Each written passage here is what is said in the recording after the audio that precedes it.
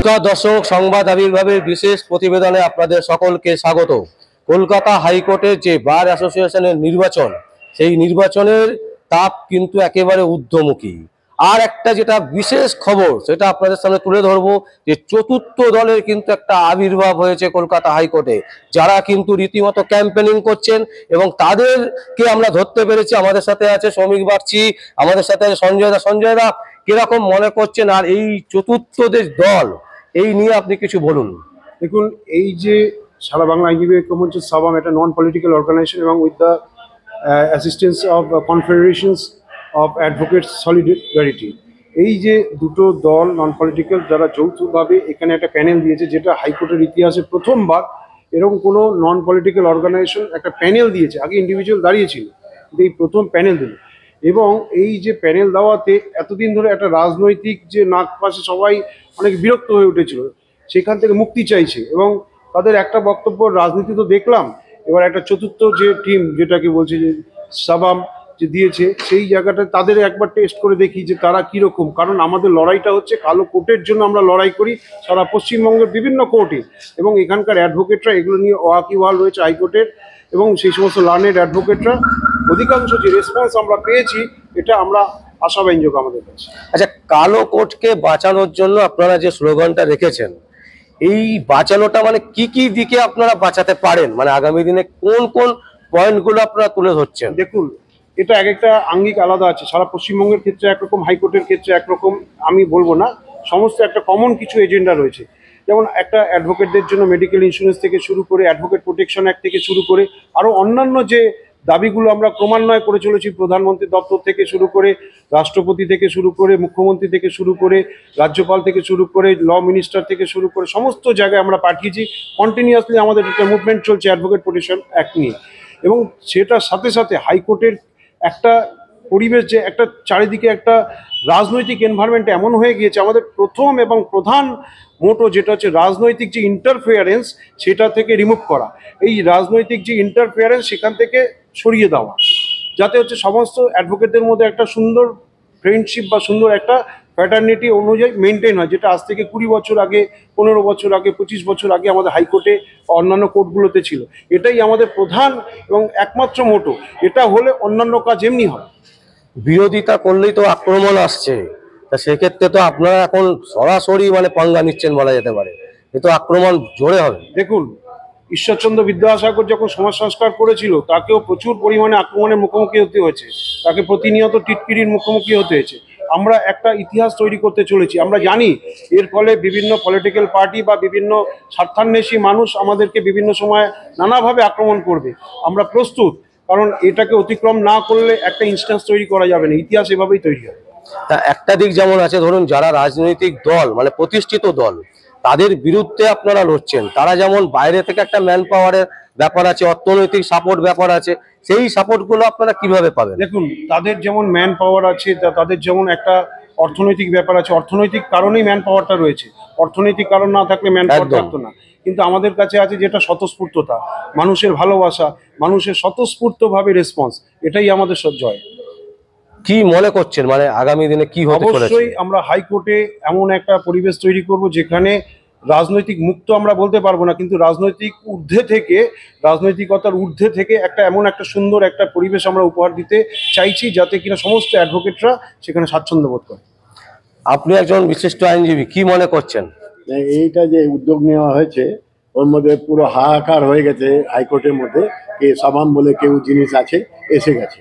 সাবাম বলে কেউ জিনিস আছে, এসে গেছে। এবার সবাই যে আছে চাইছে কি ভাই, সিপিএম হোক, টিএমসি হোক, কংগ্রেস হোক, বিজেপি হোক, সব মধ্যে বিদ্রোহী যে আছে, ওরা চাইছে কি সাবামকে, ক্যান্ডিডেটকে নন পলিটিক্যাল আছে, ওকে ভোট দেওয়া যায়, ভোট দিয়ে জেতানো, বহুমত দিয়ে জেতানো যায়।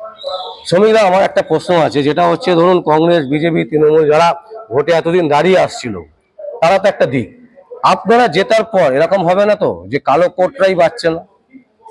না না, দেখুন, ব্যাপারটা হচ্ছে যে তাদের যে দিক, তাদের থেকে আমাদের কিন্তু সম্পূর্ণ যে উদ্দেশ্য, উদ্দেশ্যটা কিন্তু সম্পূর্ণ ভিন্ন। এখানে কালো কোটের জন্য লড়াইটাই হচ্ছে কালো কোটের জন্য। আপনারা জানেন, আপনাদেরকে আমি আগেও বলেছি যে হাওড়া কোর্টের যে ইনস্ট্যান্স, হাওড়া কোর্টের যে ঘটনা, সেখানে কিন্তু সমগ্র পশ্চিমবঙ্গের সমস্ত কোর্ট, যেহেতু আইনজীবীদের ওপর অ্যাটাক হয়েছিল, সমস্ত কোর্ট কিন্তু প্রায় 4 মাস বন্ধ ছিল এবং তারপরেও সেই মামলা হাইকোর্টে লড়া হয়েছে এবং তাই নিয়ে অনেক জাজমেন্টও হয়েছে। পরবর্তীকালে সেই মামলা সুপ্রিম কোর্ট অব্দি গেছিল, আপনারা জানেন, এবং পুলিশ প্রশাসনও যথেষ্টভাবে সেই মামলাটাতে হ্যাকেলড হয়েছিল।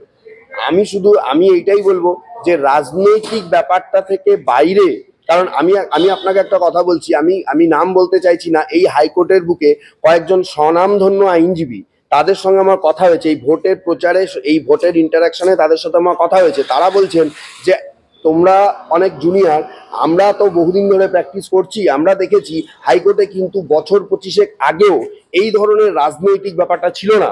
রাজনীতির ঊর্ধ্বেই হাইকোর্টটা চলতো, কারণ হাইকোর্টে মানুষ যে আসে, মানুষ হচ্ছে তার একটা তার বিচারের আশায় আসে এবং সেখানে যারা থাকবেন, বলা যায় যে এটা একটা নিরপেক্ষ জায়গা, সেখানে নিরপেক্ষতাটা বজায় থাকবে এবং রাজনীতির ঊর্ধ্বে এখানে সমস্ত কিছু হবে।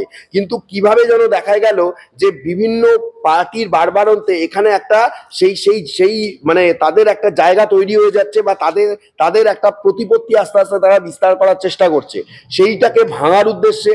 এবং বিভিন্ন অন্যায় দুর্নীতি যেগুলো হাইকোর্টের বুকে হয়ে এসেছে বা হচ্ছে, বা যেগুলোকে কেউ কেউ বাইরে থেকে প্রশ্রয় দিচ্ছেন, সেইগুলোকে বন্ধ করার জন্য এই যে কালো কোটের যে লড়াই, এই লড়াই আমি সামিল হয়েছি, এইটুকু আপনাদের আমি বলতে পারি। সঞ্জয় দা, আমার একটা প্রশ্ন জিজ্ঞেস করার ইচ্ছে হচ্ছে, যেটা হচ্ছে আজকে সুপ্রিম কোর্টে একটি মামলা করেছেন অভিষেক ব্যানার্জি, যেটা হচ্ছে বিচারপতিরা রাজনীতির সাথে জড়িয়ে যাচ্ছেন। এই যে বিষয়টা, তার মানে কি কালো কোর্ট শুধু নয়, বিচারপতিরাও জড়াচ্ছে, তো আপনারা কি রাজনীতির বাইরে থাকতে পারবেন? দেখুন, প্রত্যেকের রাজনৈতিক সত্তা আছে, প্রত্যেকে, আমরা আগেও আমাদের ছিল, যখন আমাদের হাইকোর্টে সোমনাথ চ্যাটার্জি ছিলেন, সিদ্ধার্থ শঙ্কর রায় ছিল, অজিত পাজা, এরকম বিভিন্ন স্বনামধন্য প্রথিতযশা অ্যাডভোকেট ছিলেন। কিন্তু তাদের একটা জিনিস ইডিওলজি এত সুন্দর লাগতো, বা শুনেছি পরম্পরায় বিভিন্ন সিনিয়রের কাছে, যে তারা 4টে 4:30 অবধি যখন কোর্ট হতো তখন সব কালো কোর্ট। এবার তার পরবর্তী ক্ষেত্রে তারা বিধান ভবনে যেত, কেউ মুরলীধরে যেত, বা জুলু মুখার্জি ছিলেন, কখনো কেউ হচ্ছে গিয়ে যে অন্যান্য পার্টি অফিসে যেত, আলিমুদ্দিনে, ঠিক আছে।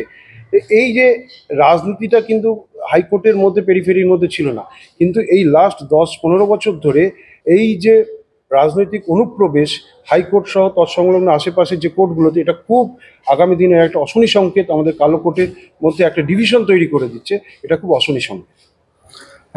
একদমই তাই। আমরা কিন্তু শ্রমিক দা এর আগের একটা ইন্টারভিউতেও দেখিয়েছিলাম এবং শ্রমিক দা বারবার করে এই কথাই বলছে, এমনকি আজকে যাদের ইন্টারভিউ আপনার নিচ্ছে এই কলকাতা হাইকোর্টে দাঁড়িয়ে, তারাও কিন্তু প্রত্যেকে আশাবাদী আগামী দিনে একটা নতুন কিছু হবে কলকাতা হাইকোর্টে। রাজনৈতিক মুক্ত যেটা বলা যেতে পারে, রাজনৈতিক মুক্ত মানে হচ্ছে, যেটা বিশ্লেষণ করলেন সঞ্জয় দা, তার উপরে আর কোনো কথা হতে পারে না। আমরা আপনাদের সামনে এই সংবাদ তুলে ধরলাম। দর্শক, আপনাদের যা কমেন্টস হবে আপনারা অবশ্যই আমাদের কমেন্ট বক্সে কমেন্ট করবেন, আর দেখতে থাকুন পরবর্তী সংবাদ আবির্ভাবে। আমার নাম বিশ্বজিৎ পাল, সংবাদ আবির্ভাবের জন্য।